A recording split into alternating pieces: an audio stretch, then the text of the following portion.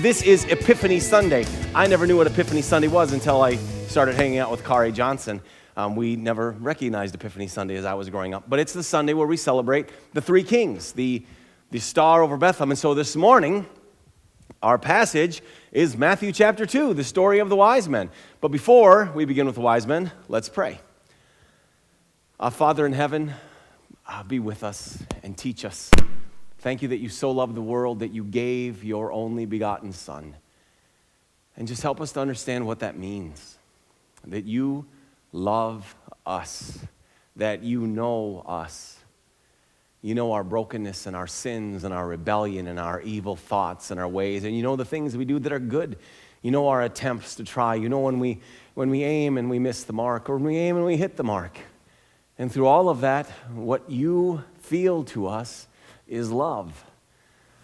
So I just pray that this morning you help us to know your love. Know it in our hearts all the way down. In your beautiful name, King Jesus, we pray. Amen. Well, the title this morning is The Joy of the Wise Men, because we're going to get to a part where it talks about the joy of the wise. And the passage in Matthew, I'm sure you're all familiar with it. It begins like, and there were wise men, or there were magi that came from the east, and they came to King Judah, or King Herod, and they said, "Where is the one who was born King of the Jews? We have followed his star." So here's what we know about them from the first couple of verses of Matthew. They were from the east. They were magi. They knew there was one who was born King of the Jews, and they followed something in the sky. They were looking for a sign in the sky. And people have always wondered, well, who are they? And a lot of study Bibles will say, well, they were probably astrologers from Persia. Well, I've said this before, but here's who I think they were. I think they were people probably from the Babylon area. Well, it wouldn't have been Babylon at that time, Persia in that area.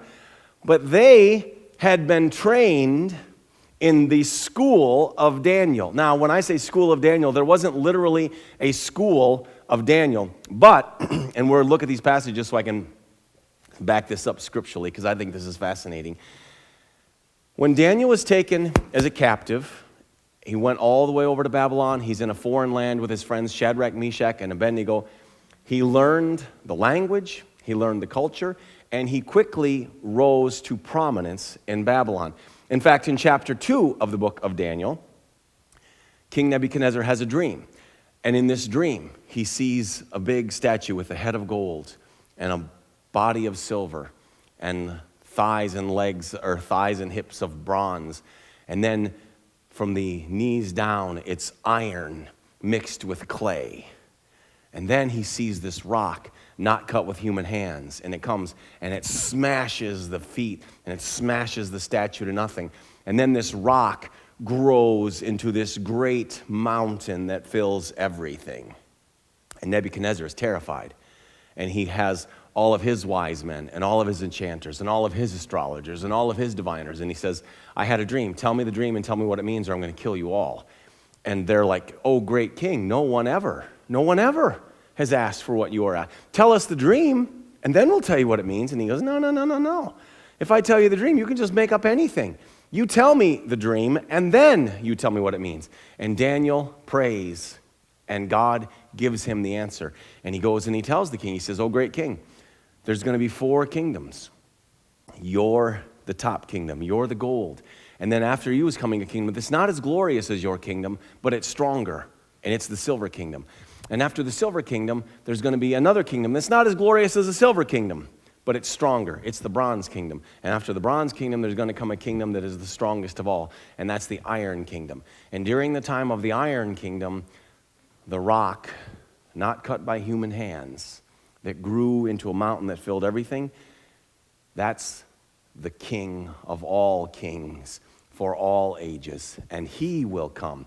And when Nebuchadnezzar hears this in chapter 2, it says, "And then King Nebuchadnezzar fell prostrate before Daniel, and he paid him honor and ordered that an offering and incense be presented to him. The king said to Daniel, 'Surely your God is the God of gods and the Lord of lords and a revealer of mysteries. For you were able to reveal this mystery.'" Then the king placed Daniel in a high position and lavished many gifts on him, and he made him ruler over the entire province of Babylon and placed him in charge of all its wise men. See, Daniel now is in charge of all the wise men. All the schools of Babylon are under Daniel. And I'm going to think Daniel would teach them about his God and teach them these scriptures. Because look at what Nebuchadnezzar says about Daniel's God. Then in verse 49, moreover, at Daniel's request, the king appointed Shadrach, Meshach, and Abednego, his three friends who were later in the fiery furnace, if you remember that story from Vacation Bible School, over the province of Babylon, while Daniel himself remained at the royal court. So this is under Nebuchadnezzar. However, he didn't just stop there. There was another king after Nebuchadnezzar. What they actually think is that Nebuchadnezzar probably went on a long voyage somewhere, and he put his son or his grandson, Belshazzar, in place. And so then you get to Daniel chapter 5. And I'm going to put this in like modern day perspective. So we're going to take Mitchell, because are you like 12, Mitchell? 13? He's 13. Mitchell gets taken captive to Russia. He goes and he has to learn Russian. He has to learn all of the philosophers. He has to read Dostoevsky and all of these wonderful books. And he becomes the wisest of the wise men of Russia. And so he's put in charge of all of the education system of Russia. I mean, that's pretty impressive. Daniel was a foreigner from a foreign land. I know Stacy over there, that's nothing for my boy. He can do that. So Daniel is over there, and now he's put in charge. Well, then you get to chapter 5, and there's a new king, Belshazzar, because they believe Nebuchadnezzar has gone on a journey. And Belshazzar is having a great feast, and all of a sudden there's a hand that comes out and starts writing on the wall, and Belshazzar is terrified, and no one can read the writing. And then they realize, well, there's one guy who can probably read the writing, Daniel. And they go and get Daniel, and he comes and he reads the writing. And after he reads the writing and tells Belshazzar what the hand wrote, this is what it says in Daniel chapter 5. Oh, this is Daniel 6. Well, I'll tell you what it says in Daniel chapter 5. Belshazzar says, you are now the third highest ruler in all the land of Babylon. So it's Nebuchadnezzar, we believe, then Belshazzar, and then Daniel. So now under a second king, so not only has Mitchell risen to power under Putin, but whoever follows Putin later says, you know what, I'm going to put Mitchell. He's my guy. And then in between chapters 5 and 6, Babylon falls. Remember the statue, and there was the kingdom of gold, that was Babylon. Well, Babylon fell to the Persians. Now we have an entirely new empire coming into power. It's the empire of the Persians. And the Persians have a king named Darius.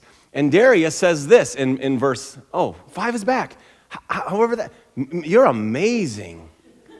Wyatt, so here's what it says in 5. Then at Belshazzar's command, Daniel was clothed in purple. A gold chain was placed around his neck, and he was proclaimed the third highest ruler in the kingdom. So now under the second king. Now we're going to Daniel 6. Babylon has fallen. Persia is in power. Now Daniel so distinguished himself among the administrators and the satraps by his exceptional qualities that the king planned to set him over the whole kingdom. Now here's what that would be like. So the Chinese come and they conquer Russia. And Mitchell so impresses them that they're going to put him. That's impressive. Not when you do it under two kings, but when you do it under two empires. And so here's Daniel, and the king is going to put him in charge of the whole land. And you're probably familiar with the story. Maybe you watched VeggieTales. Oh no, what are we going to do? The king likes Daniel more than me and you. So all of these others, they're like, this is bad news.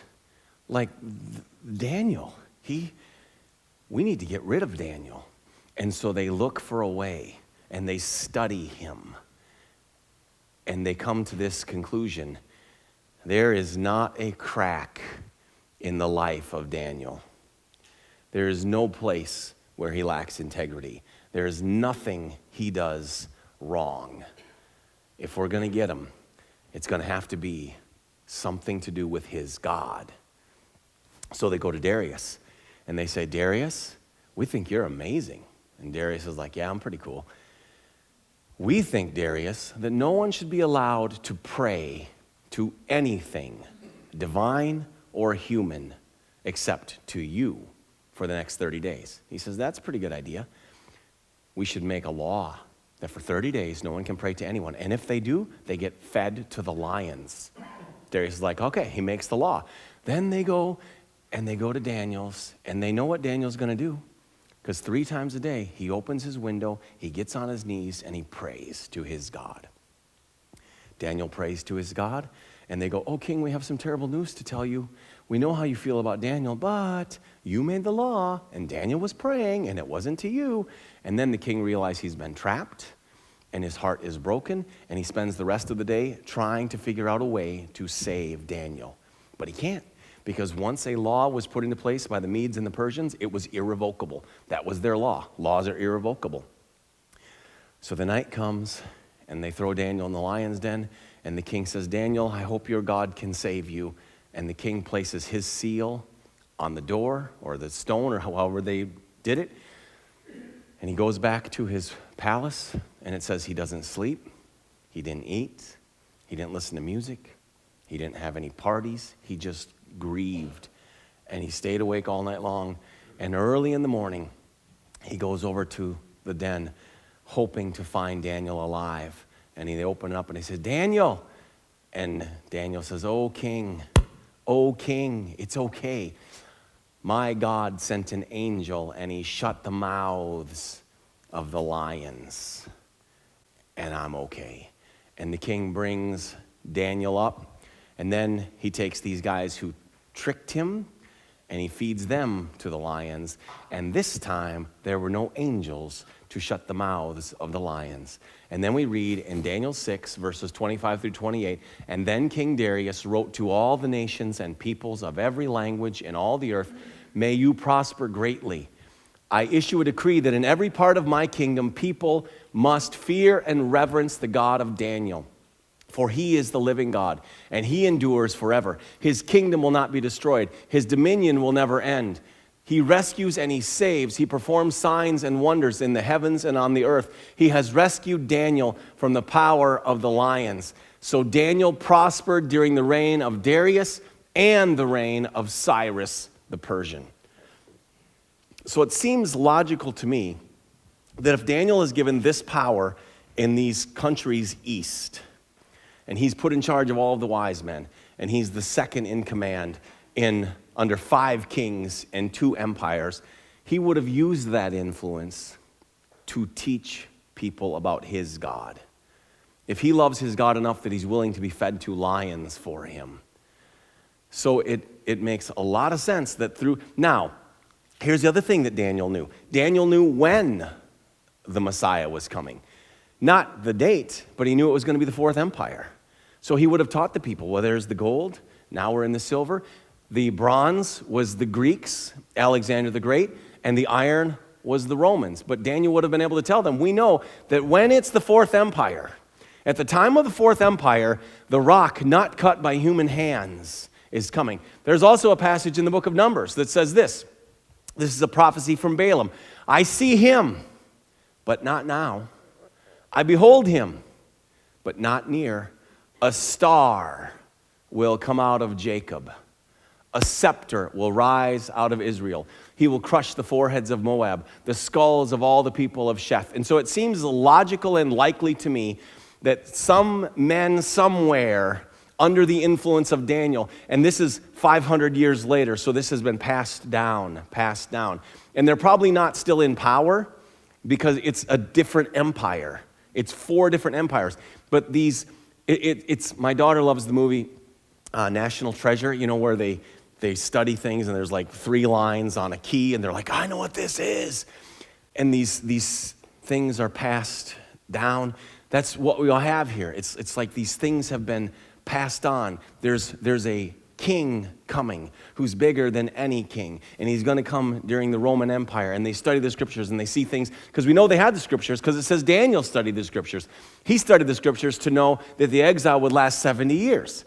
And I think this is so fascinating, that there are these people who are spending their lives waiting for the king they don't know. And they're not Jewish, but they've been taught these truths. And so they're watching and they're waiting. And so we get to Matthew chapter 2, and it says, after Jesus was born in Bethlehem in Judea, during the time of King Herod, Magi from the east came to Jerusalem. And they asked, where is the one who has been born King of the Jews? We saw his star when it rose, and we have come to worship him. That's impressive. These guys have been watching and waiting, and finally during their lifetime, not during their fathers or their grandfathers or their great-grand, during their lifetime, they saw the star and they knew the King of the Jews had been born. When King Herod heard this, he was disturbed, because King Herod wanted to be king of the Jews. He wasn't Jewish himself. He was probably half Jewish. But and to be half Jewish, that was no good if you were a Jew. He's the one who built the temple. He's done whatever he can to ingratiate himself to the Jews. And now he's hearing that there's another king of the Jews. He doesn't like that at all. It says he was disturbed, and all Jerusalem with him. Now when it says all Jerusalem, we assume that's metaphorical language, much like they'll say all of Washington, D.C. is in an uproar. When he had called together all the people's chief priests and teachers of the law, he asked them where the Messiah was to be born. In Bethlehem, in Judea, they replied, for this is what the prophet has written. But you, Bethlehem, in the land of Judah, are by no means least among the rulers of Judah, for out of you will come a ruler who will shepherd my people, Israel. So now he knows it's Bethlehem. Then Herod called the Magi secretly, and he found out from them the exact time the star had appeared. He sent them to Bethlehem, and he said, go and search carefully for the child. And as soon as you find him, report to me, so that I too may go and worship him. After they had heard the king, they went on their way, and the star they had seen when it rose went ahead of them until it stopped over the place where the child was. And when they saw the star, they were overjoyed. And it's too easy to read that very short verse, when they saw the star, they were overjoyed, and not think about it. These are grown men. They have spent their life studying and watching and hoping and waiting. Think about the thing that you want most, and then think, how would you feel if that happened? You would be overjoyed. As the King James says, exceeding glad. It's not like, oh, that's pretty cool. They are thrilled this has happened. They are overjoyed. And so it says, on coming to the house, they saw the child with his mother Mary, and they bowed down and they worshiped him. And then they opened their treasures. That's a lot. They opened their treasures. They brought treasures, not just gifts. They brought treasures, and they presented him with gifts of gold and frankincense and myrrh. And having been warned in a dream not to go back to Herod, because Herod was not interested in going to worship this newborn king. And having been warned in a dream not to go back to Herod, they returned to their country by another route. When they had gone, an angel of the Lord appeared to Joseph in a dream. Get up, he said. Take the child and his mother and escape to Egypt and stay there until I tell you, for Herod is going to search for the child to kill him. So he got up. That's what he did. It was quite a dream. He got up. He took the child and his mother during the night, and they left for Egypt. And I'm thinking, that gold and frankincense and myrrh had to come in handy because they're probably going to be needing some way to fund life as they're running to Egypt. They stayed there until the death of Herod, and so was fulfilled what the Lord had said through the prophet, "Out of Egypt I called my son." Now that's a verse from Hosea. Originally, God is talking about how he brought the Israelites out of Egypt during the time of Moses. But I've told you in biblical prophecy, there's a thing called telescoping. You've seen the telescopes that the pirates have where they pull it out and it gets longer and then you close it up and there's like layers. So the first "out of Egypt I called my son" was the calling of Israel. The second "out of Egypt I called my son" was when Jesus was little and he was there and God called him out of Egypt. When Herod realized that he had been outwitted by the Magi, he was furious, and he gave orders to kill all the boys in Bethlehem and its vicinity who were 2 years old and under, in accordance with the time he had learned from the Magi. That's why we say the wise men came within the first 2 years. We don't know how long, but Herod made some calculations, and he said, if there's a boy and he's 2 years or younger, put him to death. And that's probably not hundreds and hundreds and hundreds, but it's enough. Like, one is too many. This guy he's crazy. He just wants power. And so and think about all the mothers. Think about all the families. Their kids are taken away from them and put to death, and there's nothing they can do because it's an order from the king and it's the soldiers running around. And it says, then what was said through the prophet Jeremiah was fulfilled.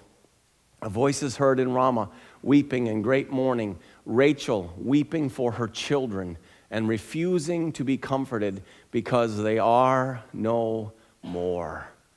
Rachel was the wife of Jacob. Jacob became Israel. I'm probably losing some of you in this, but she's a mother of Israel, the nation of Israel. And so here's weeping because these poor Israelite children are being slaughtered. A voice is heard in Ramah, weeping and great mourning, refusing to be comforted because they are no more.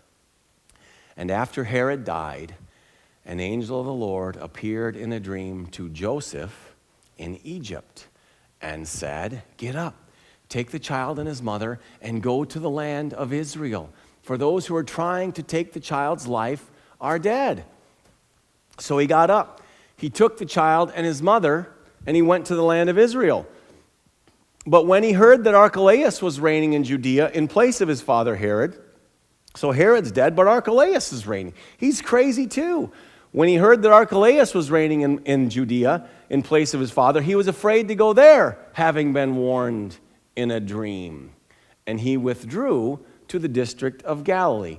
And some of you might be thinking, well, that's weird, because if God knew that Herod was dead, God is smart enough to know Archelaus isn't safe.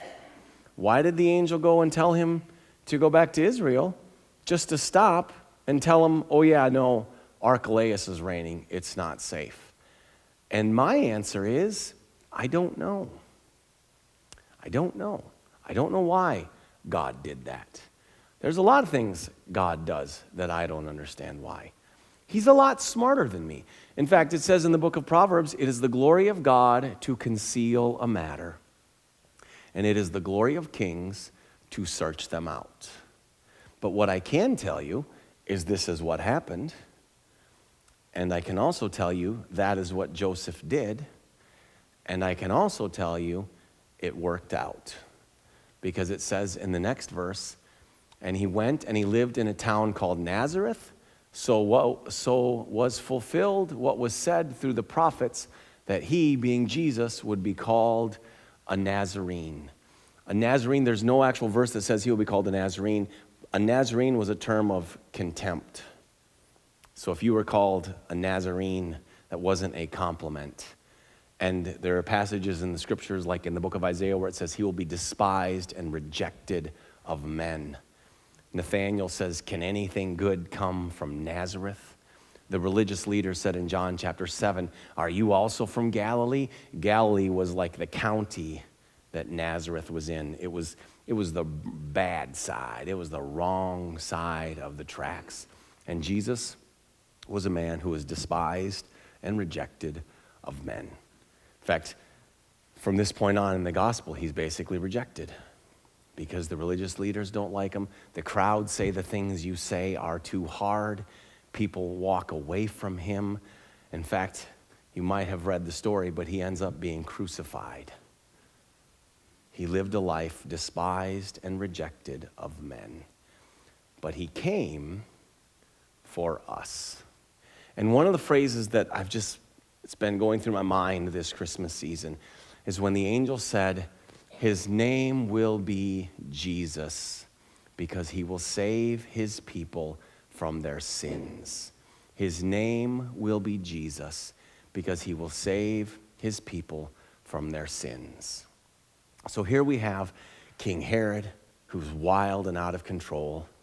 We have the newborn king of the Jews. And then we have the wise men.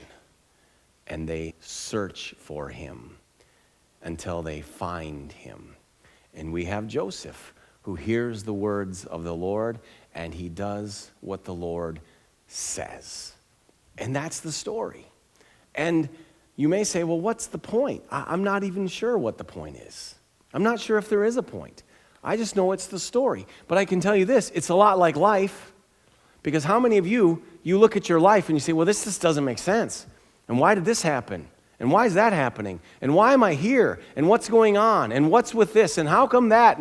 And why was it the wise men who knew? When they're all the people of Israel, why didn't they know?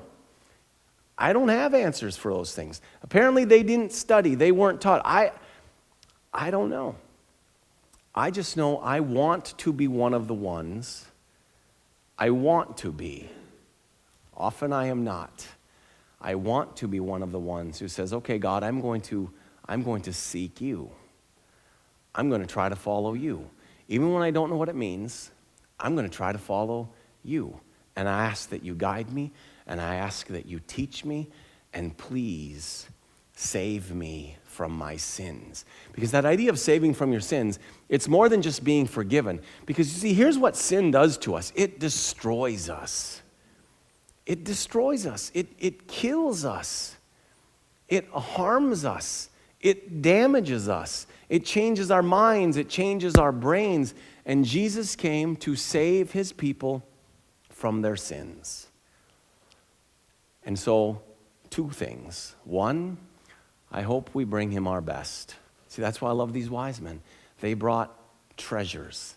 That's why I love the song The Little Drummer Boy. Because, it's like, I know it's not a Bible story, but it's this story. And hey, there's a newborn king. And we're bringing him our best. So to honor him. And this guy says, I'm a poor boy. I don't have much. Shall I play my drum for you? And then he says, I played my drum for him. I played my best for him. And I don't know what your best is. I don't know what your best is, but I hope that you bring it to him because he's worthy. He's worth it. He's the rock not cut by human hands that grows to fill everything. But even more important than what you bring to him is what he brings to you. And I hope you take it. Because on the night that he was betrayed, he said, this is my body broken for you. The Word became flesh, and he dwelt among us. And then, as the Good Shepherd, he laid down his life for his sheep.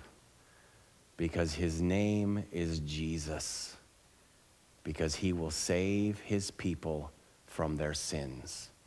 And in just a moment, we are going to have a chance to partake of the body and the blood that save us from our sins.